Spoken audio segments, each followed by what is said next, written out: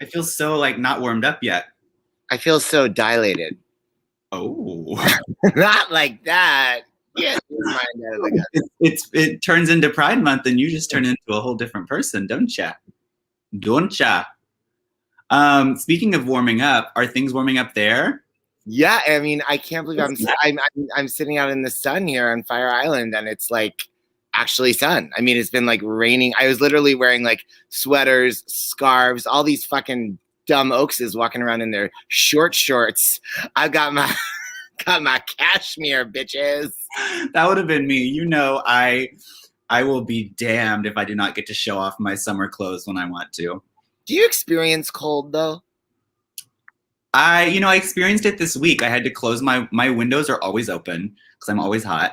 I had to close my windows actually a couple days ago because it was getting so cold in here because the temperature dropped so drastically. Happy Pride. Happy Pride, Megan Prickett, Terrence Stein. Joan. Eric Nelson. Hello, Rose Taylor. Haven't heard from you in a while. I just want to call out Megan Prickett for living his best life because he was in a deep Patti LuPone anything goes moment the last couple of days. I saw all the on the social medias. I've seen it all. He started by coming for Joanna Gleason. He sounded like LuPone herself, being like, coming for her. A supporting role. I mean, he was not coming for her. He really went deep on Instagram and this is exactly what I used to do when I would smoke weed, except back in my day, I had to use a VHS and figure out the slow-mo buttons. But he was taking Patty's jaw on her belting these notes, going like, slowing it down in black and white, all trippy. I was like, are you stoned? That is like even gayer than like those like Insta thoughts who like booty bounce and they slow it down and it's like their ass cheeks jiggling. Totally. It's like gayer than that, just like Patty's jaw just like jiggling. Megan Prickett, gayer than ass. Gay. He has truly made Prickett with that work he's done.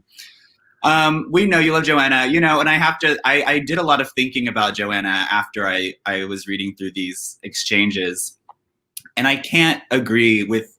I mean, I do think Joanna deserved that award. Did you hear me? I said, A, it is the lead role, The Baker's Wife. B, I wish it had been a tie. Patti deserved it too. But if there's a gun to my head and only one girl gets it, it is Joanna. I'm so sorry. Listen, I want everyone else to die and Patti to have steak. But I still think that Joanna's performance in Into the Woods is just that much more. As iconic as Patti's is, all these fucking idiots winning Tonys and Patty's with her dick in her hand for anything goes. Still, between Joanna and Patti, that was more iconic. And I mean, Joanna just really did something special with that role. So special that nobody else can play the part. They get better singers, better actresses, bigger stars, and they can't do it as well as Joanna. You know, I live and love and laugh for some Amy Adams, but I mean, even she couldn't fill those shoes. Oh, wait. Our guest, Zach Jordan, can't find the link. Did you send it to him? Now, that's a good question. I definitely sent him a lot of annoying messages about the schedule, but it's possible that I didn't. Happy Pride, Caroline Hale, and happy birthday. Okay, I'm going to try to do this for Zach, for all of us. When you do that, I'm going to just wish our happy birthday to Caroline Hale. I think it's her Bobby birthday. And are you going to see Company tonight or soon? And also a belated happy birthday to our listener, Dan Fortune, Mucho Music, whose birthday was yesterday. Aw, fuck yeah. And I knew you were celebrating with him in person. So I have to tell you about what we did to celebrate Dan's birthday. He said yesterday, he woke up on his birthday and he said, I want to watch all of Liza's opening numbers. Oh, and so we did a playlist. That sounds divine. After 2 hours of watching that playlist, all I wanted to do was watch that motherfucker again. I believe I've made it public on YouTube, Liza's opening numbers, and it really is the shit. Well, that sounds like a great idea on his part, and I wish I could have partaken. Rose, thank you for asking. The kitties are better, and they're not friends, but they're able to coexist peacefully. Okay, it's Pride. Okay, Zach, I have sent you the link. I'm a piece of shit. It is not a plot. You're all that I think about and dream about. Happy B-Day, Caroline. Oh, it is her Bobby birthday. Well, happy birthday, Caroline. I'm so sorry. I've been wrapped up in my technical difficulties. Ooh, that sounds fabulous. Yes. Oh, my God. Hello, Alex. Happy B-Day. Happy Pride. Alex Hal. Wait, okay. There's so many more comments. Speaking of cashmere, wait, when was your blue cashmere sweater on Instagram? Oh, because we went to see our favorite drag queen and former guest of Broken Records podcast, Pixie Ventura, last night, and it was warmer yesterday. It had actually started. The temperature is improving, and I was wearing a short sleeve shirt. But when I went to go outside and realized it had gotten nippy as the lights draw in, I put on just a casual. Actually, that wasn't cashmere. That light blue was merino. But I was wearing cashmere the other day when it was really cold. Casual mirror. Casual mirror. That's your new handle. Wait, we have to roll credits, BT Dubs. Things getting real casual mirror up in here. Autumn, winter, next year. Time heals everything. It's a song. And time heals everything.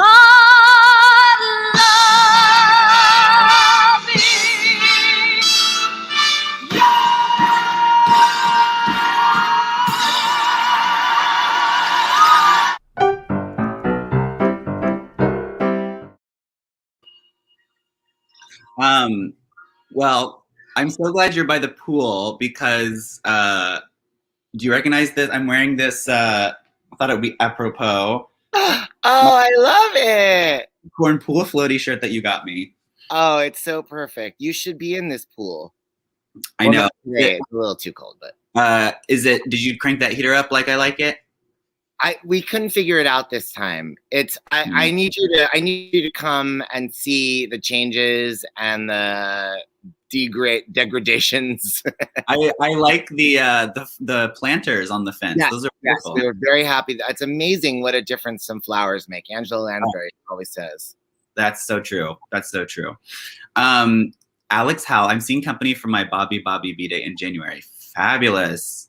Is that 35? Is that what that is? 35, but Alex Hal doesn't look a day over, I don't know, icon. I can't see, but he wrote us a lovely review, so I love him. He looks very young. I have to keep my window shrunk into a teeny corner on one side of the screen so I keep my good side focused at the camera. Open a new window. Ooh, second Pride. That's exciting. Thank you, Caroline. Oh, we love you, Caroline. Video. I wish you could send it to us and we would play it for appreciation. Yes. Well, you do look very young. Okay, well, while we're waiting we'll wait for our friend and guest Zach. We also have to do. I want to tell you about Pixie Ventura last. Oh yes, please tell me all about Pixie. Okay, Pixie was so divine. She in the previous years we would go see our favorite drag queen Pixie Ventura in Cherry Grove, which is, let's say, the more casual. It's got more diversity, and as far as the two gay neighborhoods on Fire Island compared to Pines, where our house is, and in Cherry Grove, she would play this place called the Ice Palace, which is a historic venue. Liza actually played there. Many people have. It's a great big open space overlooking the pool at the hotel there, which is basically like it's the only game in town, but it's basically like a little motel. And the show is free. And so lots of hotel guests and other people, as well as gays coming over from the Pines, could wander in and out. There's no cover. And it would be packed crazy to the rafters, I'm sure against some kind of fire code. And, there'd be all kinds of bad audience behavior.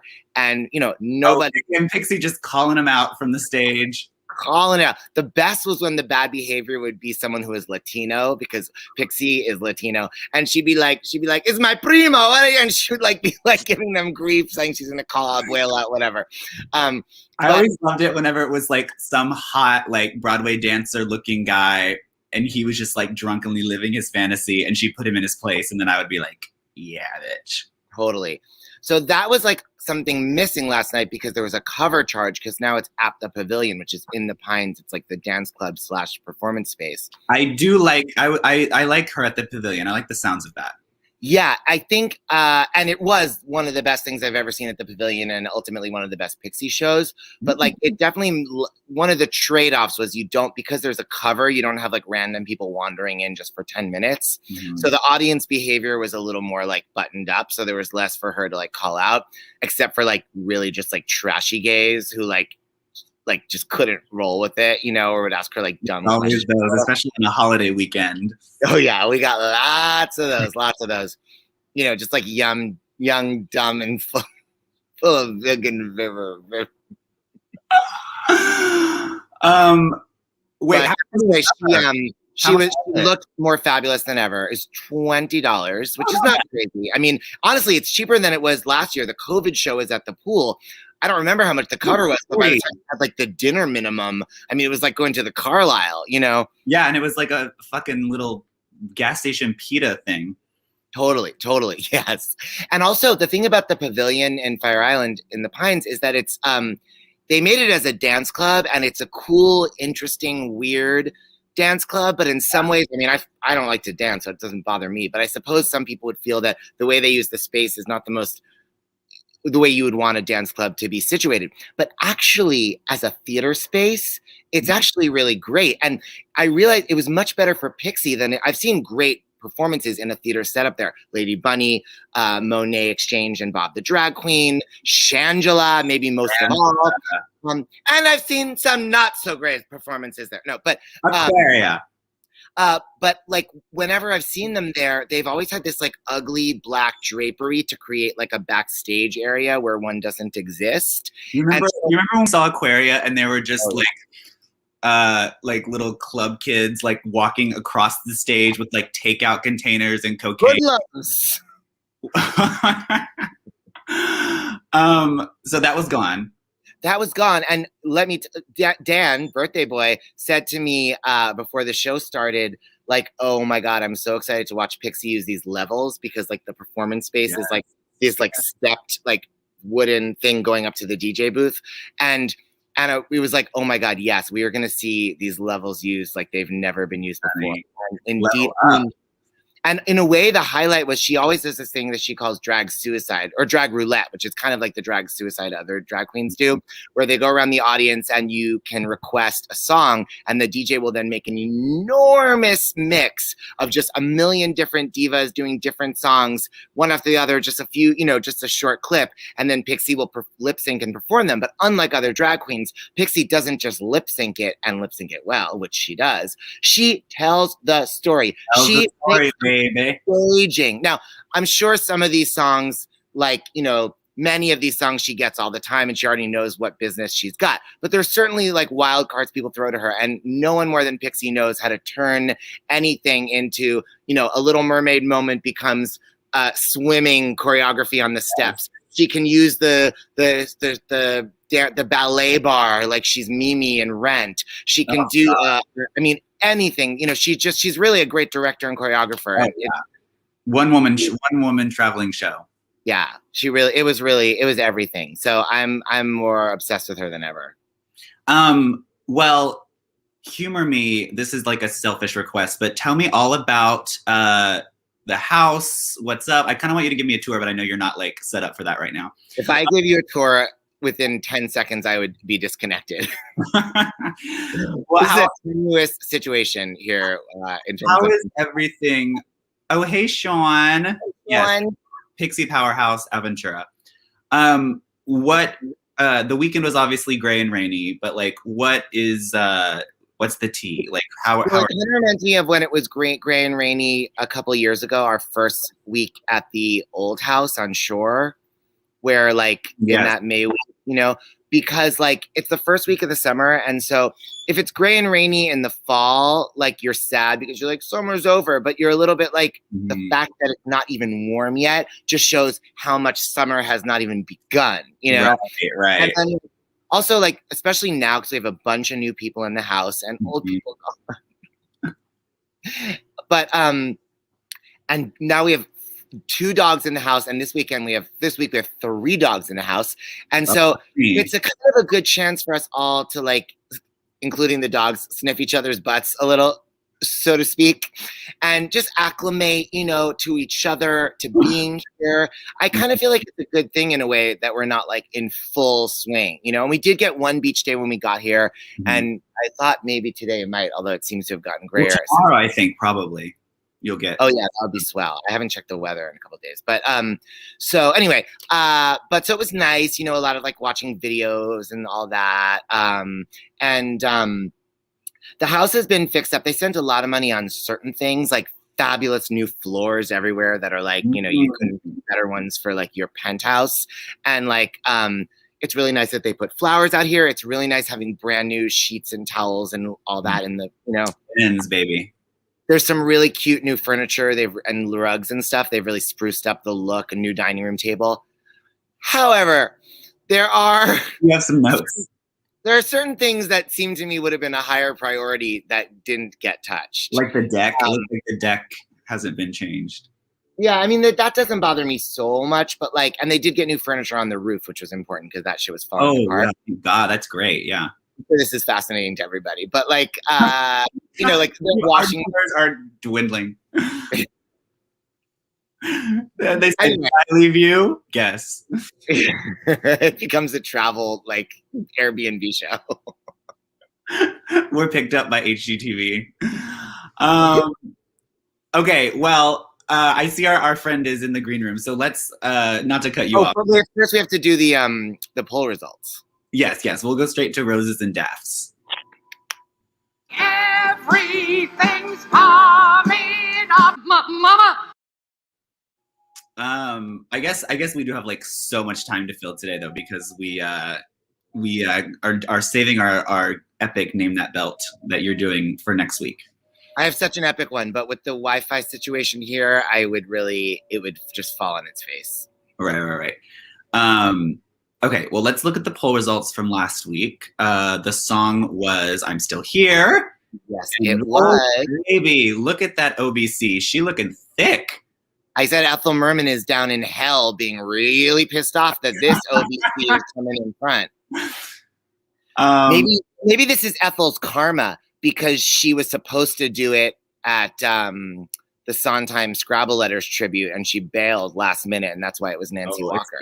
It's her come up. Or maybe she wasn't supposed to do that. She was supposed to be in it, and that's why they got Nancy Walker. But I think it was supposed to be Ethel. Well, thank God we got Nancy though, because thank God. Yes. Although you do kind of want to hear Merman too, Oh, for sure.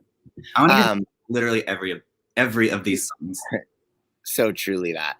Well, as you can see, I think that on Instagram we had different winners. Daniel's winner was Tracy Bennett from the National Theater West End production. She was second place in mine, but Yvonne DiCarlo had won in mine. And, it was kind of close for the third, fourth, and fifth place on mine, and Daniel's weren't that far apart. But coming out together, it was it was strong first place, with a close second place between Yvonne in first, Tracy second, with the other three close for third, fourth, and fifth. And then on Twitter, it was Daniel also had a close second and third for Tracy and Elaine Page, with still Yvonne in first. And Yvonne was also first in mine, but on mine second was Elaine Page. Let me tell you something. Those Elaine Page fans, they have their shit together. They remind me of Darren, what's his name? From Glee and Darren Criss. Yeah, they remind me of Darren Criss fans. Like, you could like whisper something to your mom about Darren Criss and you get retweeted 47 times. And the Elaine Page kids are out there doing the work. And this is a challenge to the Lupone dolls, to Lupone dolls, to shut up Lupone, to fuck yeah Lupone. Instead of, everybody working, just in their own separate corners. Let's get together. So, although on the other hand, they might argue that, they don't need to do that for Patty. But nevertheless, Elaine Paige got some help from her fan club, and she came in a strong second, still behind Yvonne DiCarlo on my Twitter poll. And ultimately, Yvonne won, with Tracy Bennett still in second place, Elaine squeaking into a close third, and make a cricket. Taryn, I'm not, no spoilers, but Carol Burnett wouldn't have been my choice, but I am very surprised that she came in so far behind. But I do want to get back to friend of the pod, Rob W. Schneider, to say that he was wrong. Or was it Zach Couch, Jordan? That the concert... It wasn't Zach. It was not, but it's not the concert killing every single category like we thought maybe could happen. Right.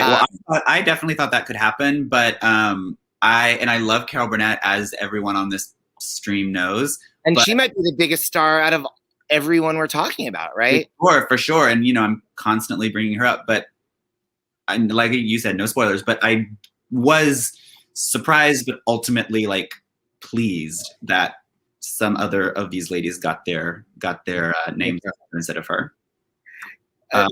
Caroline, be careful. Those Elaine Paige fans are going to come for you. They're like, her choices made sense even when it was only audio. You to go into witness protection.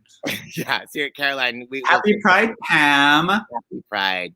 Well, speaking of Pride, we could not be prouder to have our friend of the pod, Zachary Jordan, coming to join us today. He is clearly someone with a high level of knowledge, passion, of expertise. And he's so good at expressing what he likes and dislikes and appreciates about different performances. And I knew that One More Kiss was a good one to give to him, because One More Kiss is, I don't think anybody would completely sleep on it, because it's obviously a really, really, really gorgeous song, but it's not the most showboaty thing in Follies. And I just knew that Zach could appreciate this sort of exquisite piece of art on the level that it requires for us to pick apart the different versions. So, and also like some of us and not all of us, he is not only a belter lover, he truly gets off on sopranos. Yes. So here's our favorite soprano. All right. Well, without further ado, Zachary Couch Jordan Kennedy LaGuardia, Newark. Hello. Wait, Yay!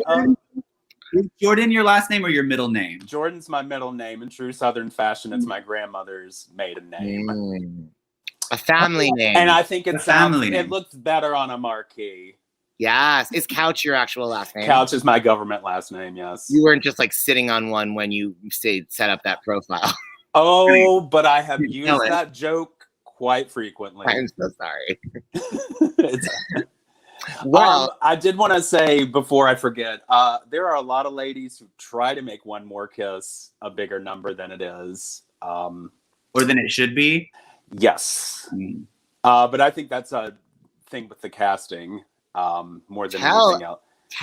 Expound. Well, first off, probably most people who listen to Follies, it's oh, One More Kiss, skip. And it wasn't, when I was in college, I was in this production of Follies, actually. There was a group effort. It was a group effort between the theater department and the music department. So, hello, Southern.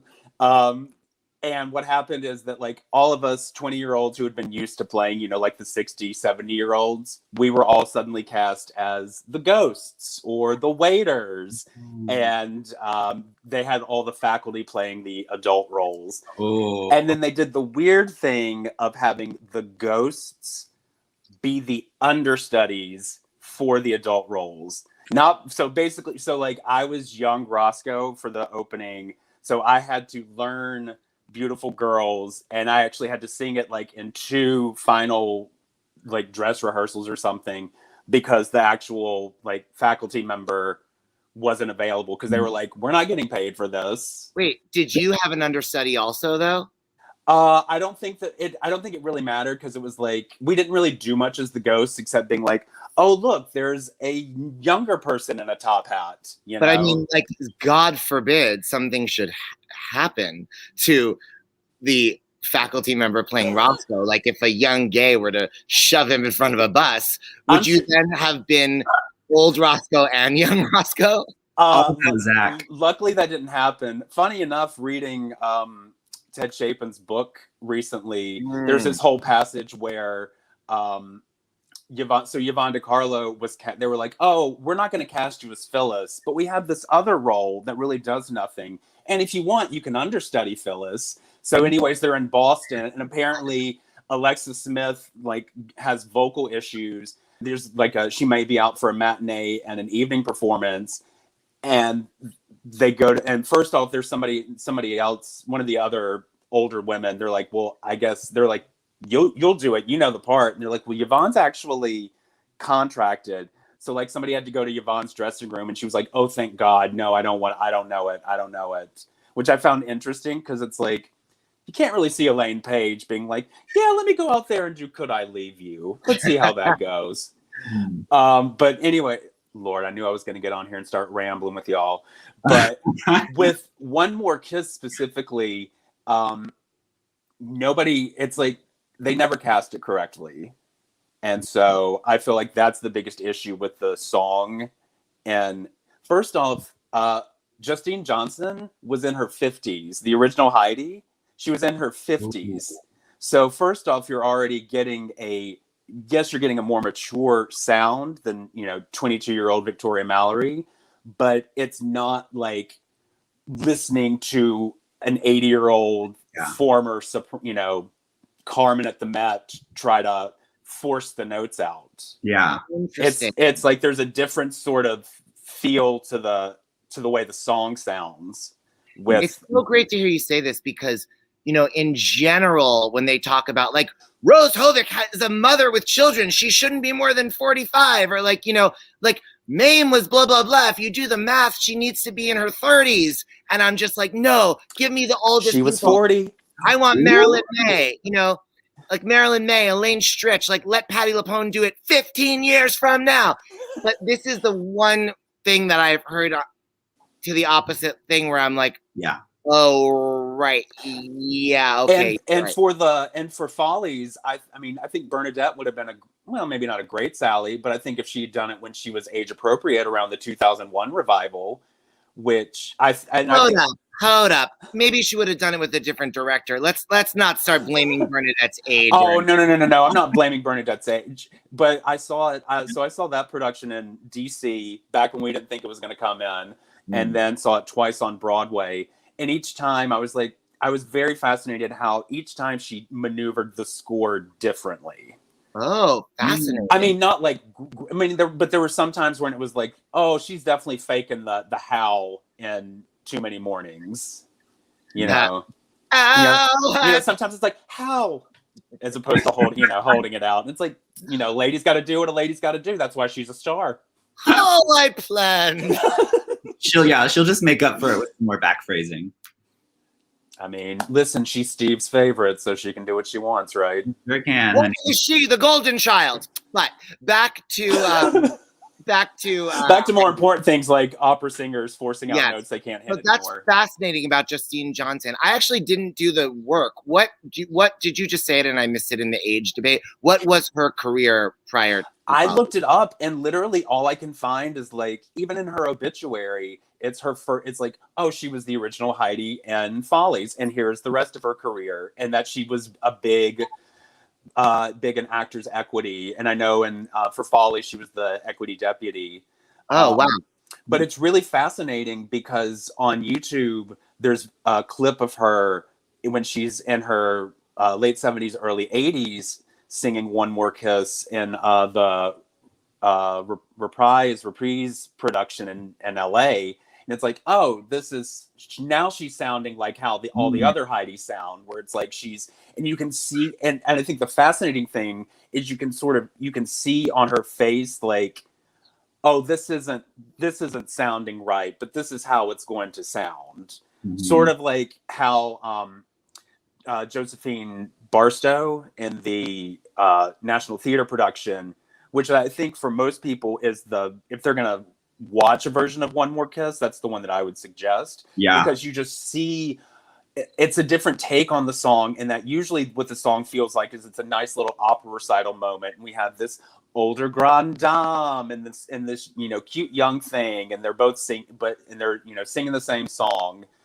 But in the National Theater production, it's like you see this woman who is angry at herself that she can't sing the song properly, and that there's this moment where she sort of like forces the note out, and then the young Heidi sort of like looks like, oh, what the fuck? I didn't think we had that, which is an interesting take. We were told that we were memories when we did the production, that we were like, you're a full-blooded character, but you're not really there, and you don't see anything that's going on. You're just, tip the hat, just going, we were told like, you don't interact at all with the other characters on stage.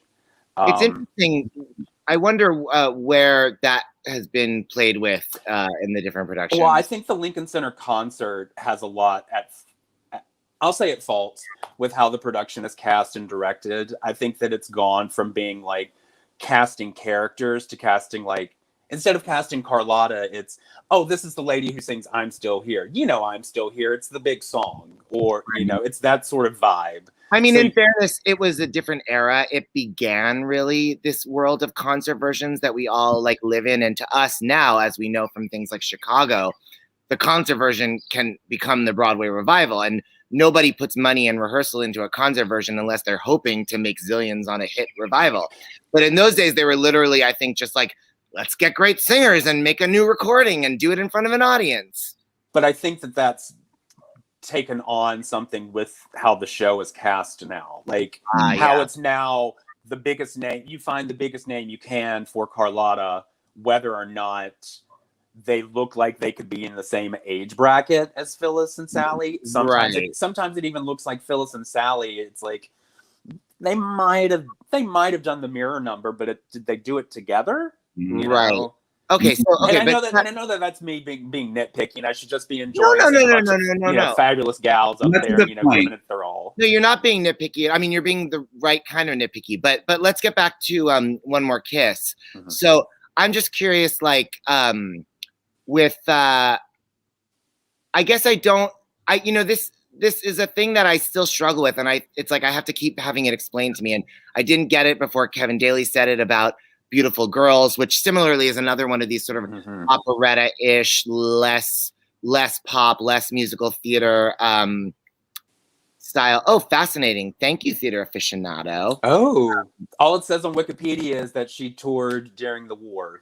By the way, Ruth Cobard energy. I mean, that's the Mary Testa of the 50s and 60s, right? I mean, Mary Testa be a Heidi. But like Heidi also gets one of the none of the laugh lines in Follies are that funny, but she gets one of the good laugh lines when she's talking about One More Kiss, and she's like, and Johann came in and he said, Liebchen, I've written this for you.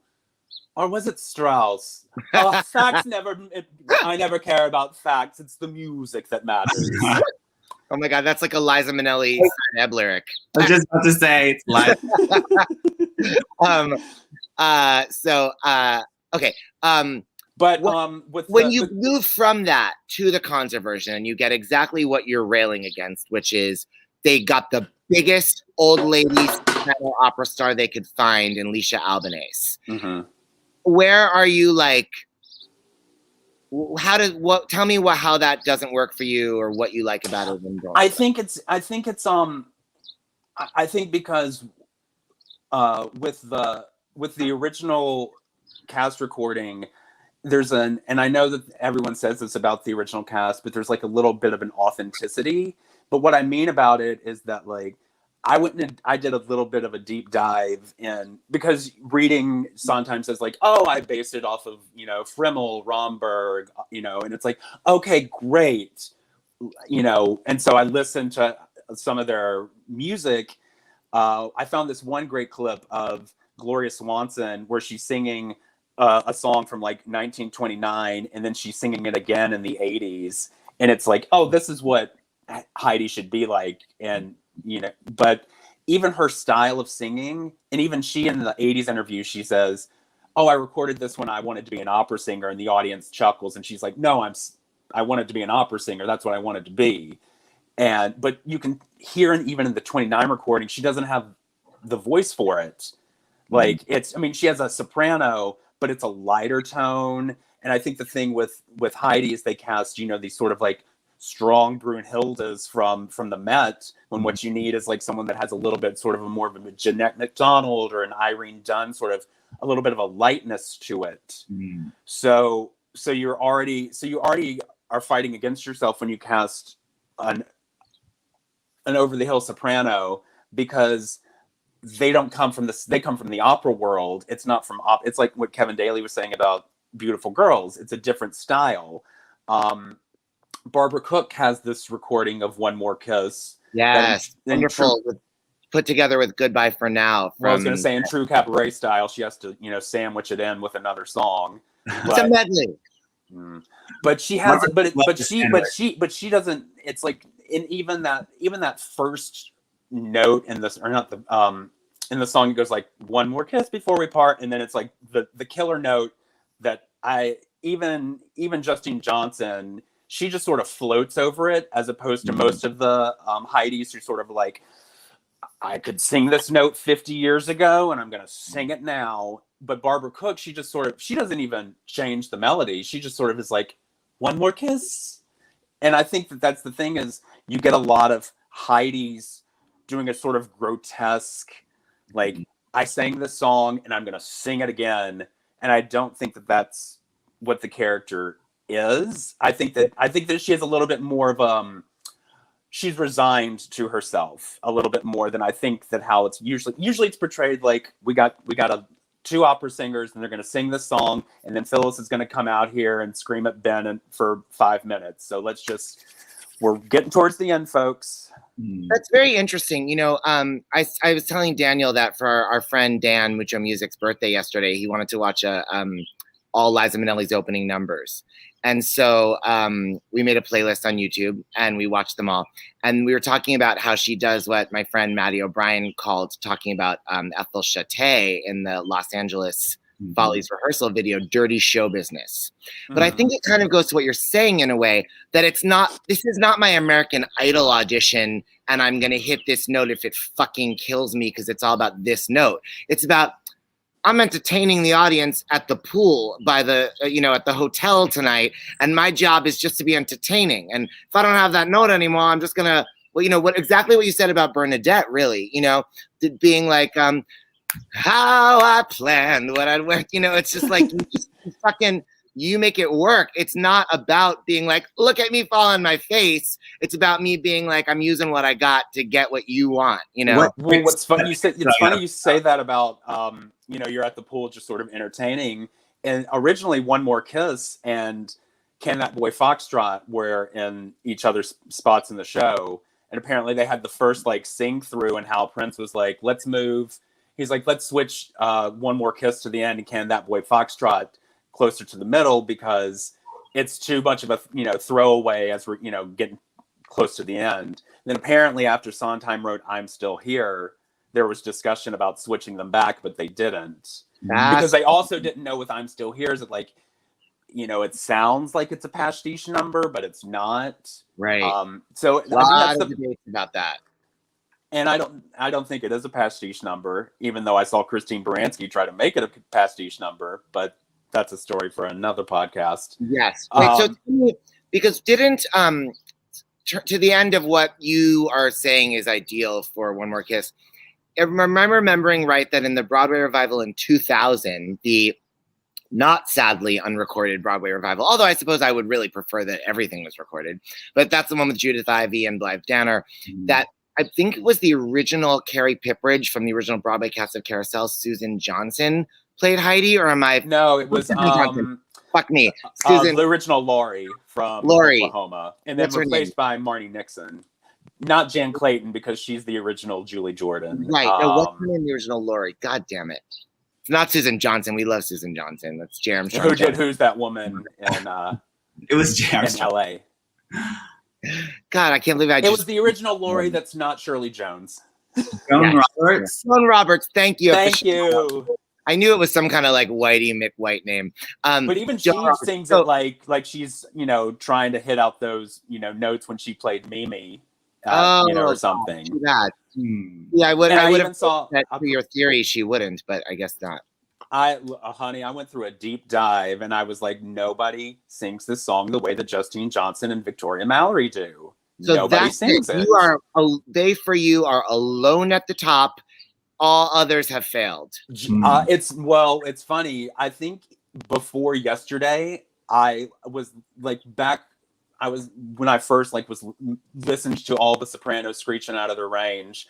I was like, oh, Josephine Barstow, she's she's the one who makes a meal out of this song, but it works. And then I re-listened to her and the original yesterday, and I was like, well, I'm imagining everything that she's doing. I see her on performing the song on the stage, but Justine Johnson and Victoria Mallory they just give it that. You can tell that they were like, oh no, we know we're doing Jeanette MacDonald, we're doing Naughty Marietta. Also, Victoria Mallory, she's singing. It's Ann Egerman, first off, but she's singing from a Little Night with a smile, and it's like. It's sometimes the young Heidi's are a little too hammering it on the head about, this song is about, dreams disappear and how serious we are. And Victoria Mallory has this sort of the closest she gets is bittersweet, It's like, she's just charming. And it's just like, listen to these beautiful notes roll out of my throat. The late great Victoria Mallory. I found out she passed away looking up because I was like, oh, she's got to by now have performed Heidi, and I saw that she'd unfortunately passed away. Yeah, sadly, and she and the original young Ben, also the original star of The Baker's Wife and Dear World, Flop King, Kurt Peterson, they were doing a two-hander touring cabaret show right before, and I think they were before she died, but and I think they had reprised, I think all four original youths, and with Harvey Evans and Virginia Sandifer, who was young Phyllis, had done a production of Follies somewhere playing the adult leads. But anyway, it's a loss. But that's so interesting too when you think about it. If you're playing old Heidi, it's one thing, but if you're playing young Heidi, you don't have that loss and regret. So it's not the same thing. Which I think adds to the effect of, it's that, we've all seen it where we see a, 15-year-old singing "I'm Still Here," and to quote Elaine Stritch, "Where have you been?" But it's it's that same sort of thing where you don't get the song just because you haven't lived life. And then I think a lot of times they hire a young opera star and an older opera star, and they're just like, go out here, and you know what? If you guys sound like you might have sung this, be the same person, great. But a lot of times they don't even sound like they're breathing the same air. You're making me want to really revisit the certainly the original cast album, because I think you've given me a new appreciation for Justine Johnson, but also the National Theater video, because you crystallized for me what it is about that production. I think about it so much in terms of Imelda, and we give her a lot of grief, even though I really do get so much out of that production. But it's really not just Imelda. It's like you said, this moment with Justine where maybe some people like it, maybe some people don't, maybe some of it works better than other bits of it, but it's a very much they've taken all the subtext of it, and I don't want to say they put it on the top, but they've really tried to really clarify for the audience all the levels of what's going on. And maybe some people find some of that cheesy, or it's too much, where she's doing the drugs during Losing My Mind or whatever. But they're giving it to you. It's like it's like in your face Follies, But I even think the drugs, and I know that you guys are going to have an entire 3-hour podcast about all this, but even the Losing My Mind, it's something else that people always forget about Follies is it's about the movies in the 30s and 40s that we like. It's not about the actual Ziegfeld Follies. It's about MGM's version of the Follies, And I think because everyone always complains that Lucy and Jesse comes off like a Jack Cole number, and it's like, right? Yeah, it's like listen, she's dancing Benny Goodman, sing, sing, sing, for God's sakes. It's going to have a little bit Bobby Soxer feel to it, as opposed That's to. so interesting. Like, so are you? This is really blowing my mind. So are you saying that obviously the pastiche numbers that everyone performs that are supposedly their actual songs, Broadway Baby, for example, are supposed to be Follies numbers?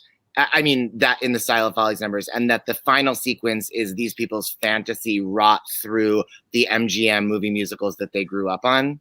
I think it's a little, reading Everything Was Possible, there's this quote from Hal Prince where he says that he wanted to change, that he changed the title of the show from The Girls Upstairs to Follies. He said first, The Girls Upstairs sounds like it's about a bunch of hookers.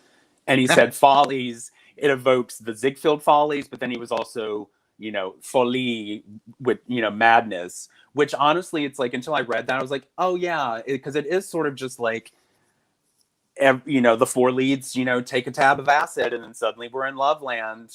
But it's that sort of the theatrical divide. I think that one thing is that we as a society have sort of lost we're just going to go there with the piece. And it's, what? They're just, suddenly we're in 18th century Vienna, let's just go with it. Yeah. Which I think now we everyone wants to well, why is it like this? And I think in the 70s they were like, well, they did it. So it's very much kind of like Hair, like the whole second half of Hair, a huge acid trip. Totally. Or like the end of All That Jazz. Mm-hmm. Yeah. Or A New Brain, honestly. New Brain, yeah. But it's interesting because what you say about the 70s, the way that they took that now, I think that in an older era, when people were watching not the work, it's the stairs, Dolfo. Yeah, exactly. The prostitute once said. the girl upstairs.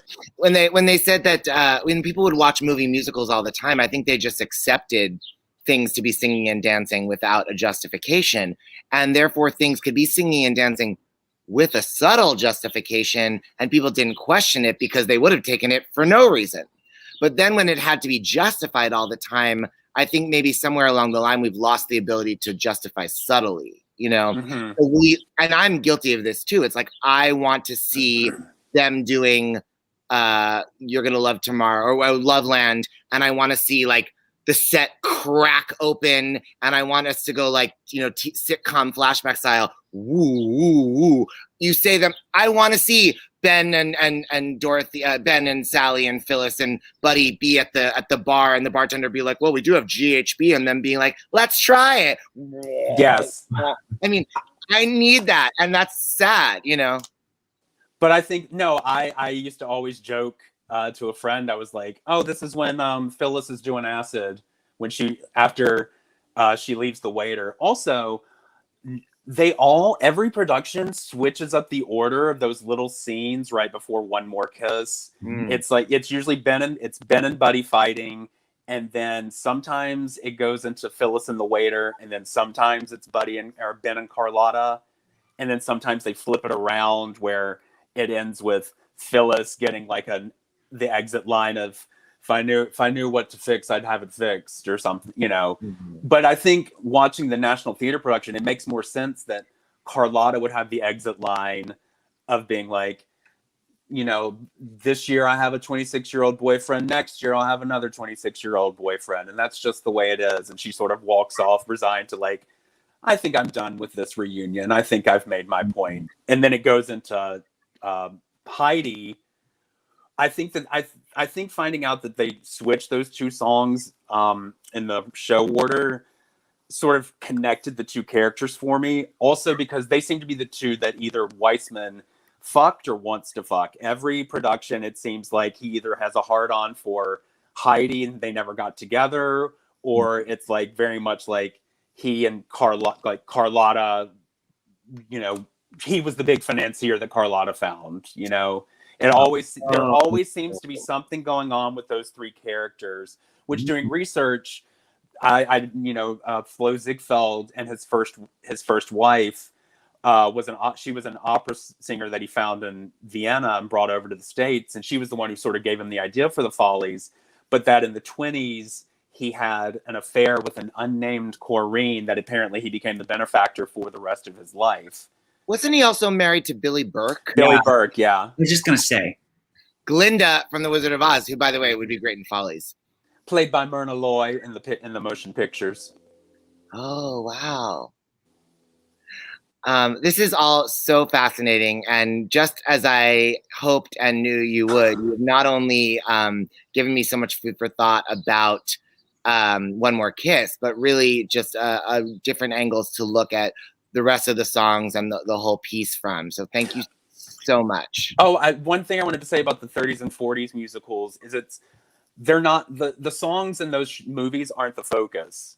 It's like you see somebody on stage doing a time step, and then it pans to the choreographer and the actual leading lady of the movie, and they're having a fight or something. So I think that's something about the show of Follies in general, is that we're only supposed to get fragments of these songs. Our focus shouldn't be downstage center on the Whitmans doing Rain on the Roof. This is just a little something else that's going on at the party. Right. And that's another thing that goes to the subtlety that you're talking about, that I, along with my fellow Generation Zers, right there with you.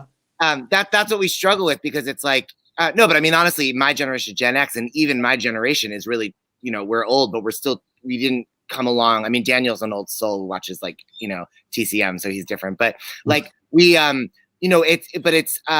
we're like, we want that MTV whonk. We can't accept that it's just a little number. It's just, I love that my housemate Christopher Dilly is commenting. Hi, Chris. This is fascinating. And in that Justine Johnson YouTube clip when she did from the 2008, the young Heidi escorts her off the stage at the end, and it really is a beautiful moment of sort of come with me to the other side now, heavy side layer. And exactly, where's the spare tire? Oh my God, One More Kiss is memory. She's fucking, what's her name, Bombalurina or Victoria, Dimitri Weissman is old Deuteronomy. Very much. Wait, so wow, now I really want Betty Buckley to sing One More Kiss. But that production you're talking about in LA where she played her part again, that's the one where Patty Duke is Phyllis, right? I only saw the clip of that, but yeah, I think Patty Duke is. Wow. I thought Patty Duke was Sally, or is she Phyllis? Oh no, she's Phyllis, and then somebody else is Sally. And it took a couple of people to play it. Well, you're just the bee's knees. We're so grateful to you, and we can't wait to have Thanks, you y'all. back. Yeah, thank you for joining us. You always understand the assignment, and just have to thank you in general for letting me constantly steal stuff from you on Twitter. One day my lawyers will call your lawyer. So we're good for right now. You can take 90% of the money I make. And the rugs. And the Chagalls and all that. All right. We love you, Zach. Thanks, y'all. This has been fun. One more kiss before you go. And goodbye. You guys are on your shit. It's Pride Month, baby. Yes. Liza is blessing us. Well, I shouldn't say that. Liza's not dead. Well, she could still bless us. Yeah, Judy's blessing us. It's Judy's birthday in 9 days. Yes. Why is it Pride Month? Bravo, Zach. Yeah. Well, okay, so we have a few minutes left. Let's go to our appreciations, because I know we have a few that have been on deck for a couple weeks now. I don't even remember them. Well, it'll be a nice little surprise for everyone. Thank you. Thank you. Thank you. All right. Without further ado, straight into Patty Lou.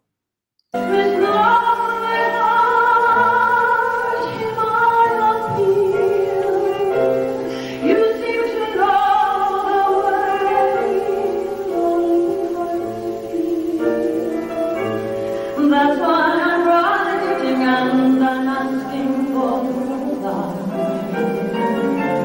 That's why I'm hoping you know someone will love. I'm so returning to my love.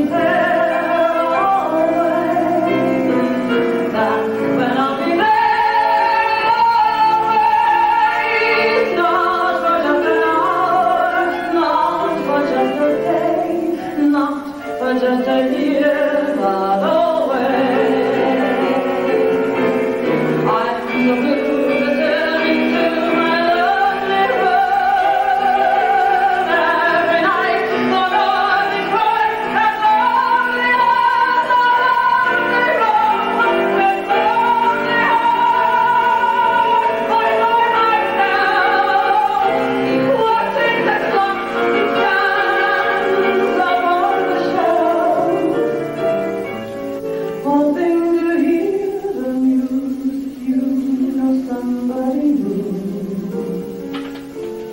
Watches the clock and whispers, I'm a lonely heart.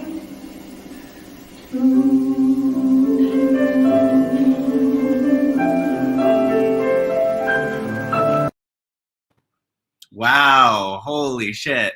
Had you never seen that? No, that's incredible. Like that's like maybe the best I ever heard Patty. Like, so we're just saying something.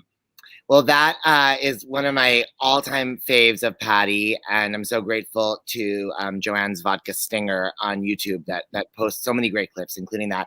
That's from 1996, and she was doing that in her repertoire from a while. It's on her Irving Berlin album Heatwave, and it's a medley of his song Lonely Heart from As Thousands Cheer with the standard Always. And it was a concert staple of Patty's for several years, and I really, it's always thrilling.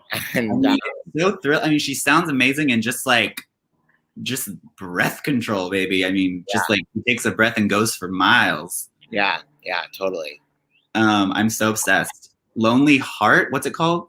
Miss Lonely. I think it's just called Lonely Heart. There's also a great recording of Judy Kuhn singing it on the. I think there was an off-Broadway revival of As Thousands Cheer. But not with Always in the middle. But Judy's version is beautiful, like Patty's is beautiful. But it's, by the way, Patty at the beginning, before she starts really belting, I was like, she could do one more kiss. But I mean, now, after just talking about that and then hearing this song, it was very like appropriate. Thank you, Roger Dolly doll. Dolores Gay, love your work. That. I want to say this is what's wrong with the internet, besides Donald Trump having been president, is that there was a meme going around for a while of Patti LuPone being like, someone told me that vocal technique is if you could shoot peanut butter out of your throat, and I don't know, it was a funny quote, and it was going around and people thought it was real because why would they think otherwise? It sounded like something she would say, but it was absolutely not something she said. It was actually from an Onion thing. It was just random, a longer Onion thing, not about Patti LuPone. I was going to say, wow. Yeah, no, I know. I wish she could make the Onion. Patty made the Onion. That's big news. Well, speaking of big news and good news, my appreciation and our final bit is this. He's British, so I'm sure a lot of you guys have heard of him, and I'm just now jumping on the train. His name's Rob Madge. He's so funny. Our friend of the pod, Ryan O'Connor, was posting his stuff, and so I looked at his stuff, and he does kind of parodies and stuff, but he's just so funny and so smart, and he's like an up and coming, the next Randy Rainbow. Seth Rudetsky was talking about him on his show. Anyway, so here he is doing he does all these Wicked songs, and he does Glinda with Bad Timing. So oh my God, really funny. Rob Madge. Hello, Aussians. It's good to see me, isn't it? No need to respond. That was rhetorical. Let us be glad. Oh, I did know her. That is, our paths did cross. At school. Oh, hello, schools and my draped walls are brown. My dearest, darlingest, Mumsy and Pop-Popsicle, there's been some confusion over rooming here at Shears. But of course, I will arise above it, for I know that's how you'd want me to respond. Yes. To describe these are things I sent to try us. I thought you might want to wear this hat to the party tonight. It's really sharp, don't you think? I know. That's what makes me so nice whenever I see someone who's less fortunate than I. In the Emerald City. I've always wanted to see the Emerald City. In the Emerald City. Oh, come on, we'll be late for Wizamania. Why couldn't you have stayed calm for once, instead of flying off the handle? I hope you're happy. Just say you're sorry, Alphabet. You can still be with the wizard. Fiero! Oh, yes, thank you plenty, dearest. He's gone to fetch me a refreshment. He's so thoughtful that way. That's why I couldn't be happier. No, I couldn't be happier. I'm not that girl. It's tricky for a soprano to get down there so quickly. And I've had so many friends, but only one that really mattered I've heard it said.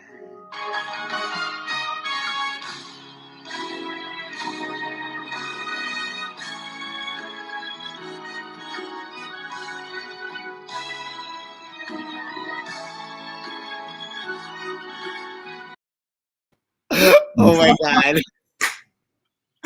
It's so funny. I can watch it 1,000 times. That is some good acting. Like I feel like I'm watching 30 Rock. He is such a good actor. Like whenever he does like the little like, oh my God, I was actually moved when they started doing For Good. I know. The curtain calls. Oh my God, the curtain calls. Okay, well, we love you guys. We love you. We want you to live. Look out for our poll on the big number, Could I Leave You, coming out today. And make your plans to go to Provincetown because we're doing Broken Records Live at the Art House on August 24th. And it's free. It's free, so that'll cover your airfare and hotel. Goodbye. Autumn, winter, next year. Time heals everything. It's a song. Time heals everything.